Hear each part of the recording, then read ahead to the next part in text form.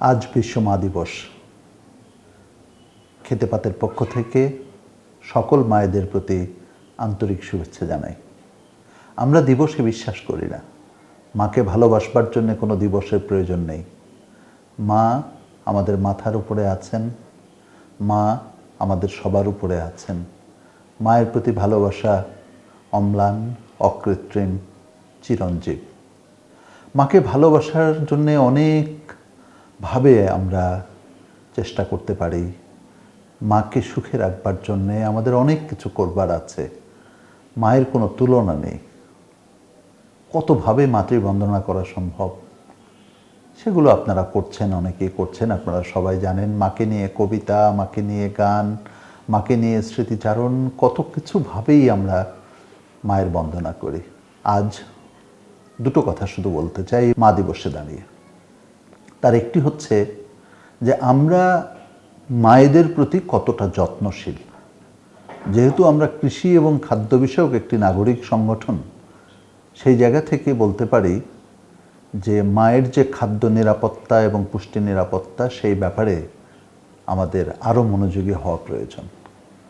মনে রাখতে হবে যে শিশুর জন্ম হয় মায়ের গর্ভে। সুতরাং গর্ভকালীন সময়ে মা যদি সঠিক খাবার না পান, তাহলে একটি সুস্থ এবং পরিপূর্ণ শিশুর জন্ম হওয়া কঠিন।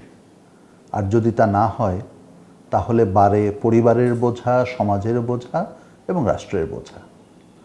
সুতরাং আমরা যদি এই বোঝা কমাতে চাই, তাহলে গোড়াতে হাত দিতে হবে। সেটি হচ্ছে মায়ের পরিচর্যা।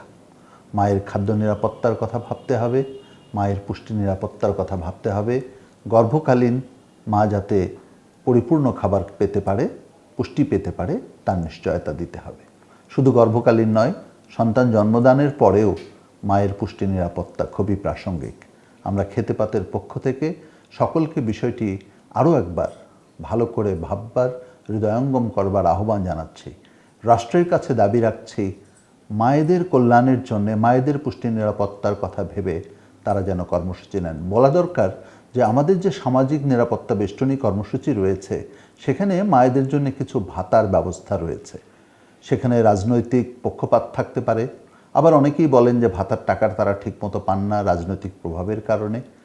যতটুকুই হোক, সত্য যেটাই হোক, সকল মায়েদের কল্যাণের কথাটা ভেবে একটা সামগ্রিক কর্মপরিকল্পনা গ্রহণ করা দরকার। সামাজিক নিরাপত্তা বেষ্টনী কর্মসূচির বিশেষ করে যে গর্ভকালীন ভাতা দেওয়া হয়, মাতৃত্বকালীন যে ভাতা সরকারের পক্ষ থেকে দেওয়ার নিয়ম চালু রয়েছে, সেগুলোকে আরেকটু পুনর্বিবেচনা করা দরকার। বর্তমানের যে মূল্যস্ফীতি এবং দ্রব্যমূল্যের যে বৃদ্ধি, তার সাথে সঙ্গতিপূর্ণভাবে আমরা সেই যে ভাতার হার, সেটা নির্ধারণ করতে পারি কিনা, এই বিষয়গুলো ভাবা দরকার। আমরা খেতে পাতের পক্ষ থেকে, নাগরিকদের পক্ষ থেকে সেই পরামর্শ যেমন দিচ্ছি, সেই দাবিও রাখছি।